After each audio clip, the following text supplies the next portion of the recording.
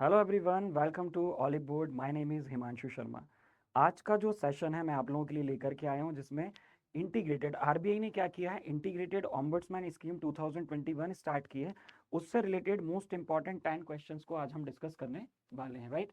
तो जो 10 क्वेश्चंस की अगर हम बात करते हैं, ये कौन सी है, आरबीआई इंटीग्रेटेड ऑम्बुड्समैन स्कीम 2021। इस स्कीम को लॉन्च किया गया under one nation one ombudsman scheme, जिसे आरबीआई ने यहाँ पर क्या किया, लॉन्च किया है। इससे रिलेटेड क्वेश्चंस और उनका सॉल्यूशन हम लोग यहाँ पर डिस्कस करने वाले हैं। तो पहले हम देखेंगे क्वेश्चन, फिर उसका आंसर और फिर उसके सॉल्यूशन पर भी हम लोग यहाँ पर फोकस करने वाले हैं, राइट। चलिए सबसे पहले हम बात करते हैं कि क्वेश्चन नंबर 1 कहता है, the integrated ombudsman scheme 2021 of the Reserve Bank of India has been formed by combining how many earlier ombudsman scheme. इसका मतलब यह है कि आरबीआई ने 2021 में जो ऑम्बुड्समैन स्कीम 2021 को लॉन्च किया है, उसमें कितनी पुरानी स्कीम्स जो ऑम्बुड्समैन स्कीम्स थी उनको कंबाइन करके एक सिंगल इंटीग्रेटेड स्कीम को बना दिया है। तो इसका ऑप्शन नंबर 1 है, कहता है 2 स्कीम्स, बी 3 स्कीम्स, 4 स्कीम और 5 स्कीम। मतलब ये पूछा जा रहा है कि आरबीआई ने जो इंटीग्रेटेड ऑम्बुड्समैन स्कीम को लॉन्च किया है, इसमें कितनी पुरानी स्कीम्स को मिला करके एक सिंगल नई स्कीम बनाया गया है। तो इसका करेक्ट आंसर होगा ऑप्शन नंबर 3। यहाँ पर 3 स्कीम्स थी। एक तो हमारी थी सबसे पहले बैंकिंग ऑम्बुड्समैन स्कीम 2006, एक ये स्कीम होती थी। दूसरी थी the ombudsman scheme for NBFC 2018, right. और इसके बाद हमारी तीसरी the ombudsman scheme for digital transactions 2019। तो पहले क्या था कि ये तीनों अलग अलग ऑम्बुड्समैन स्कीम काम करती थी हमारे देश में। फिर ये स्टार्ट हुआ कि भाई ये काम करते हैं, जब हम वन नेशन है तो क्यों ना हमारे पास में one nation one ombudsman scheme हो। इसके लिए क्या किया गया, एक single ombudsman scheme, RBI integrated ombudsman scheme के नाम से स्कीम को लॉन्च किया गया।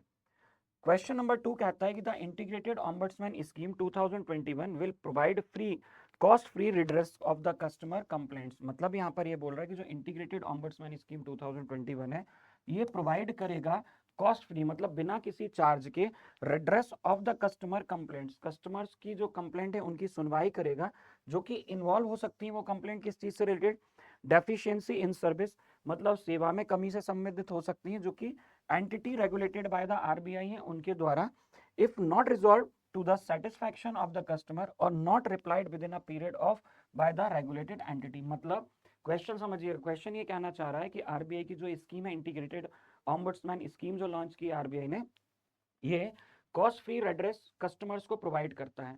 और ये इसमें क्या होता है, जो रेगुलेटेड एंटिटी, जो ऑर्गेनाइजेशन, जो इंस्टीट्यूशंस आरबीआई के अंडर रेगुलेशन आते हैं, उनके अगेंस्ट जो भी कंप्लेंट होती है, चाहे वो सेवा में कमी से संबंधित हो या और दूसरी जो कंप्लेंट्स हैं, वो उसके पास पहुंचती है तब जब वो रेगुलेटेड एंटिटी उस कस्टमर के कंप्लेंट का जवाब नहीं देता है कितने दिनों तक, तो उसके बाद ये ऑम्बुड्समैन के पास में ये कंप्लेंट पहुंचेगी। तो option number 1, 31 days, 28 days, 25 days और 30 डेज। तो आफ्टर हाउ मेनी डेज, तो कितने दिनों के अंदर हमें वहां पर इसकी कंप्लेंट करनी पड़ती है, जब वो पर्सन जो कंप्लेनेंट है वो कंप्लेंट करेगा उस रेगुलेटेड एंटिटी में और उसकी सुनवाई नहीं होगी, तो कितने दिनों के भीतर वो जा करके ऑम्बुड्समैन के पास अपनी कंप्लेंट कर सकता है। तो इसका करेक्ट आंसर होगा 30 डेज। तो 30 डेज अगर उसको कोई रिप्लाई नहीं मिलेगा तो जा करके वहां कंप्लेंट कर सकता है ऑम्बुड्समैन के पास में, राइट।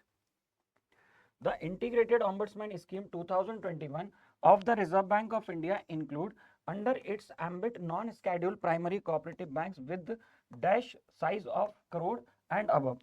मतलब ये कहा जा रहा है कि पहले क्या होता था, जो हमारी बैंकिंग ऑम्बुड्समैन स्कीम थी, उसमें हम लोगों ने क्या किया था कि किसी भी तरीके से जो non schedule primary cooperative bank हैं ये इसमें कवर अप नहीं होती थी। लेकिन चूंकि जो नई ऑम्बुड्समैन स्कीम 2021 में लॉन्च की गई है under the policy of one nation one ombudsman scheme, उसके अंडर इसको जब लॉन्च किया गया तो डिसाइड किया गया कि हम क्या करेंगे, जो non schedule primary cooperative banks हैं जिनका यहाँ पर कुछ एक साइज होगा कुछ करोड़ का, जैसे कि डिपॉजिट या असेट साइज होगा, उसके बेसिस पर उनको भी हम कवर अप करेंगे। लेकिन उसके लिए उन्होंने एक फर्दर लिमिट डिसाइड की। तो वो लिमिट क्या है, तो वो लिमिट क्या है कि डिपॉजिट यहाँ आएगा या असेट आएगा, या साइज की बात करें तो 500 या फिर 50 करोड़ आएगा। तो उन नॉन स्केड्यूल कोऑपरेटिव बैंक जिनका deposit size of the rupees 500 crore है, उनको हमने क्या किया, यहाँ पर कवर अप किया है। Like sorry 50 crore, not the 500, sorry sorry. Deposit size कितना 50 करोड़। इसको मैं यहाँ करेक्ट कर देता हूँ। तो जिन भी कोऑपरेटिव बैंक जो कि नॉन स्केड्यूल कोऑपरेटिव बैंक्स हैं, अगर उनका deposit size 50 crore and above है तो they can be cover up under this scheme, right. आगे चलते हैं, question number 4। For the purpose of the integrated ombudsman scheme 2021 RBI has been divided into how many jurisdiction. अगर हम बात करते हैं purpose of the integrated ombudsman scheme, integrated ombudsman scheme 2021 की अगर हम बात करते हैं पर्पस की, उस पर्पस के लिए यहाँ पर आरबीआई ने कितने पार्ट्स में डिवाइड किया है, कितनी जुरिडिक्शंस में डिवाइड किया है इस स्कीम को। जुरिडिक्शन मतलब इसके कानूनी तौर पर इसको कितने हिस्सों में डिवाइड कर दिया ओवरऑल कंट्री में। तो इसके ऑप्शंस आपको देखने को मिल रहे होंगे। पहला है 4 जुरिडिक्शंस, 10 जुरिडिक्शन, 15 या फिर नन ऑफ द अबव। तो what would be the correct answer. अब आपको एक चीज और बता देता हूँ, चूंकि यहाँ पर हमें जुरिडिक्शन वाइज काम नहीं करना था, that's why we launched the one nation one ombudsman scheme. तो इसका करेक्ट आंसर क्या होगा, इसका करेक्ट आंसर होगा नन ऑफ द अबव। क्यों? क्योंकि यहाँ पर यही किया गया है कि हमें क्या करना है, न्यूट्रली काम करना है विदाउट डिवाइडिंग द जुरिडिक्शन। तो यहाँ पर क्या किया गया है कि आरबीआई ने इसको one nation one ombudsman scheme को लॉन्च किया है और इसमें किसी भी तरीके की जो जुरिडिक्शन हो वो ना रहे, इसीलिए इसको ऐसे लॉन्च किया गया है। और आरबीआई ऑम्बुड्समैन मैकेनिज्म को हमें जुरिडिक्शन न्यूट्रल रखना है कि भाई ऐसा ना हो कि इसका जुरिडिक्शन सिर्फ इतना है, इसका इतना है, इसका इतना नहीं, उस जुरिडिक्शन से बाहर वो काम कर सके न्यूट्रली, इसके लिए इसे लॉन्च किया गया है। चलिए, RBI has set up its centralized receipt and processing center, जिसे हम CRPC के नाम से जानते हैं। किस नाम से जानते हैं? CRPC। ये CRPC क्या होता है? ये centralise receipt and processing centre होता है जहां पर कस्टमर्स की जो कंप्लेंट होती है वो रिसीव की जाती है और रिसीव होने के बाद उन पर क्या निर्णय लेना है, क्या डिसीजन लिया जाना है, वो सारी चीजें जो होती हैं स्क्रूटनी और वो फर्दर आगे उसका प्रोसेस किया जाता है। तो क्वेश्चन ये पूछ रहा है कि जो आरबीआई है उसने centralise receipt and processing centre, जिसे हम सीआरपीसी बोल रहे हैं, उसे कहां पर सेटअप किया है? ठीक है, ऑप्शन नंबर ए है मुंबई, बी दिल्ली, पुणे और चंडीगढ़। और मैक्सिमम स्टूडेंट्स जो होंगे ना वो इन दो ऑप्शन में कंफ्यूज हो जाएंगे, या तो मुंबई में लगाई होगी, दिल्ली में लगाई होगी, पुणे चंडीगढ़ कौन जाता है, राइट। लेट्स सी, देखते हैं करेक्ट आंसर क्या होगा। तो इसका करेक्ट आंसर है ऑप्शन नंबर डी, चंडीगढ़। इसे सेटअप किया गया है चंडीगढ़ में। और जो पहला सीआरपीसी सेंटर जो हमारा लगाया गया, ये कहाँ लगा है? ये लगा है चंडीगढ़ में, जहां पर कस्टमर्स अपनी कंप्लेंट को क्या कर सकता है? भेज सकता है। अब कस्टमर कंप्लेंट कहाँ कहाँ से भेज सकता है? टेलीफोन से, ठीक है। दूसरा दूसरा वो मेल कर सकता है, ओके, मेल कर देगा। पोर्टल है इसका, पोर्टल पर डायरेक्टली रजिस्टर कर सकता है, राइट। उसके अलावा वो पोस्ट कर सकता है और फिजिकली खुद जाकर के भी उसे डिलीवर कर सकता है जो कंप्लेंट है उससे against the regulated entity of RBI. ठीक है, तो ये समझ आ गया, इस तरीके से कंप्लेंट पहुंच सकती है किसके पास में? Centralise receipt and processing centre के पास में। अगला क्वेश्चन है, ये तो मैंने आपको बता ही दिया है। Who would be the appellate authority under the integrated ombudsman scheme 2021? What it means? इसका मतलब क्या है? इसका मतलब यह है कि मान लीजिए कि किसी कंप्लेनेंट ने कंप्लेंट की, ठीक, किसी भी रेगुलेटेड एंटिटी के अगेंस्ट। अब हुआ ये कि जो ऑम्बुड्समैन होते हैं हमारे, इन्होंने जो डिसीजन दिया that is called the award. ये जो डिसीजन सुनाते हैं उसको क्या बोलते हैं? उसको हम बोलते हैं अवार्ड। अब मान लीजिए इन्होंने जो अवार्ड सुनाया, जो डिसीजन सुनाया, वो कंप्लेनेंट को समझ नहीं आया, पसंद नहीं आया, या फिर रेगुलेटेड एंटिटी को पसंद नहीं आया। भारत में राइट टू जस्टिस सबके पास है। उस राइट टू जस्टिस का यूज करने के लिए वो क्या करेंगे कि आगे उन्होंने कहा नहीं भाई हमें तो अपील करना है, हमें पसंद ही नहीं आया जो इन्होंने डिसीजन दिया, वे हम इसको मानेंगे ही नहीं। तो क्या करें? तो फर्दर आपको जाना पड़ेगा किस चीज के लिए? अपील के लिए। किस चीज के लिए? अपील के लिए जाना पड़ेगा। और अपील के लिए जब आप जाओगे तो वो अपील किसके पास करेगा? ऑम्बुड्समैन के डिसीजन से सेटिस्फाई नहीं है, अपील करेगा गवर्नर के पास, डिप्टी गवर्नर, एग्जीक्यूटिव डायरेक्टर और CGM, chief general manager of the RBI. तो किसके पास जाएगा ये कंप्लेंट को, सॉरी डिसीजन के अगेंस्ट अपील लेकर के? तो ये अपील लेकर के पहुंचेगा यहाँ पर एग्जीक्यूटिव डायरेक्टर। और पहले क्या होता था? पहले जाते थे डिप्टी गवर्नर के पास, अब जाएगा किसके पास में? एग्जीक्यूटिव डायरेक्टर के पास में, राइट। चलिए, सॉरी, तो executive director in charge of the consumer education and protection department of RBI, वो क्या होगा, वो अपीलेट अथॉरिटी होता है अंडर दिस स्कीम, जहां पर हम अपील कर सकते हैं। Clear? Okay, let's move to the next question. The toll-free number of centralized receipt and processing center, that is 14448 of RBI, will operational in how many languages? कितनी language में ये जो टोल फ्री नंबर है, language toll free में अपन का बात करते हैं, तो वो कितनी लैंग्वेज में अवेलेबल है, ये क्वेश्चन पूछा जा रहा है। 2, 8, 10, 12। तो इसका करेक्ट आंसर क्या होगा? 2 भाषाओं में, 10 भाषाओं में, 8 भाषाओं में, या फिर 12 भाषाओं में ये अवेलेबल है। इसका करेक्ट आंसर होगा option number 10, option number C, ये 10 लैंग्वेजेस में हमारा क्या होगा, यहाँ पर अवेलेबल है। इसमें हिंदी, इंग्लिश और दूसरी 8 रीजनल लैंग्वेजेस को मिलाया गया। टोटल नंबर ऑफ लैंग्वेज की बात करें, so there are total 10 languages included, right. What is the maximum amount, ये मोस्ट इंपॉर्टेंट क्वेश्चन है जो कई बार पूछा गया और आगे भी पूछा जाएगा। What is the maximum amount of compensation that the RBI ombudsman can award? वो अमाउंट कितना होता है, मैक्सिमम अमाउंट जो as a compensation RBI ombudsman दिला सकता है, वो अमाउंट कितना होगा मैक्सिमम?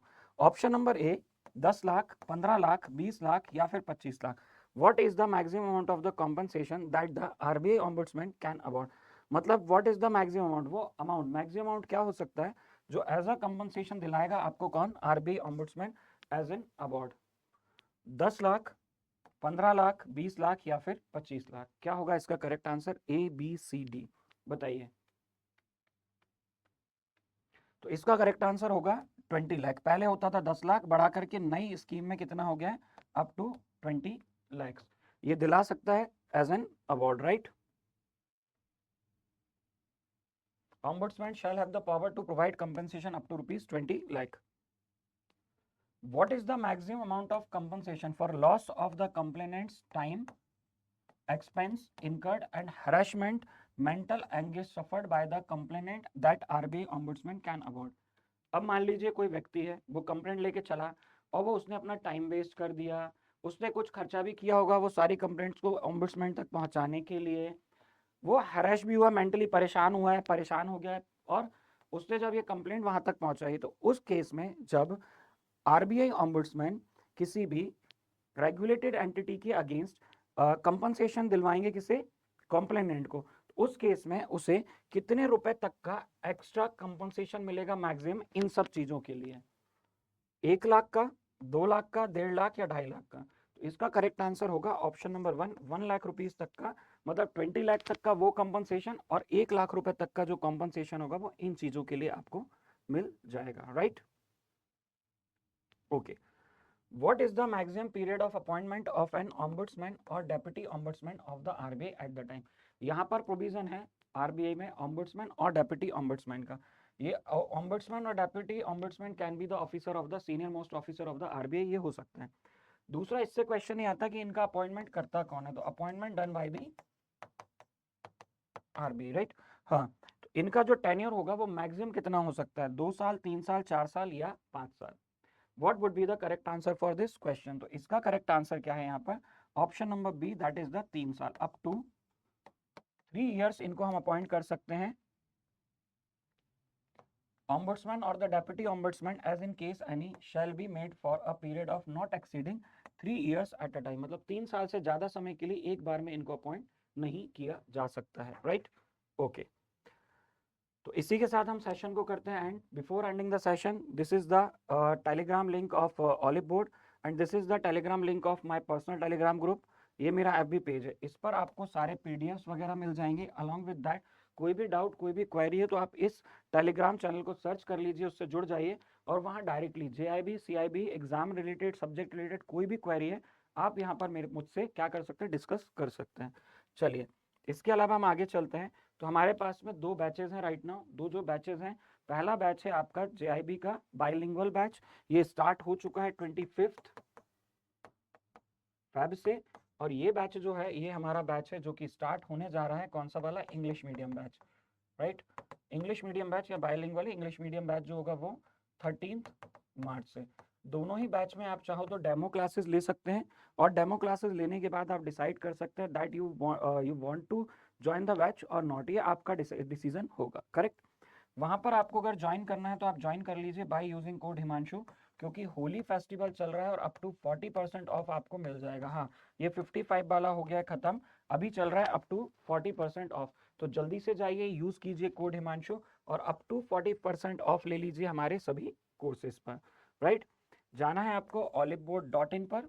वहां जाने के बाद में कोर्स चूज करना है JIB CIB, और ऐसे JIB सुपर एलिट बैच पर आप जाएंगे, वैलिडिटी चूज करेंगे, वहां आपको लिखा मिलेगा हैव अ कूपन कोड। तो जहां ऐसा हैव अ कूपन कोड पे क्लिक करोगे तो आपको ऐसा बॉक्स मिलेगा where you need to enter the code. तो वहां आप कोड एंटर करेंगे HIMANSHU, और जैसे ही आप इसको रिडीम करोगे you will get the lowest price ever in are courses. तो हमारे कोर्सेज का सबसे जो लोएस्ट प्राइस चल रहा होगा वो आपको यहाँ देखने को मिल जाएगा। ये कोड करना यूज हिमांशु। और आपको अभी, क्योंकि होली का ये फेस्टिवल चल रहा है जो कि कब तक चलने वाला है, ये 9 मार्च तक ये ऑफर ऑन गोइंग है, चलेगा। ठीक है, तो जल्दी से जाइए, एनरोल कीजिए अपने आप को हमारे कोर्सेज में। We have another 2 batches JIB और CIB के लिए, bank holiday batch. If you want to join the bank holiday batch you can also join that batch, जहां पर आपको छुट्टी के दिन क्लासेस मिलेंगी। राइट, और वहां भी अगर ज्वाइन करना है तो इस पर भी आपको अप टू 40% ऑफ मिल रहा है अभी बाय यूजिंग कोड हिमांशु। कितना? 40%। तो जल्दी से जाइए और यूज कीजिए कोड हिमांशु और एनरोल कर लीजिए हमारे कोर्सेज में। इसी के साथ मैं सेशन को एंड करता हूँ। Thank you so much for joining the session. Session को लाइक करें, शेयर करें, चैनल को सब्सक्राइब करना बिल्कुल ना भूलें। Thank you so much for joining the session.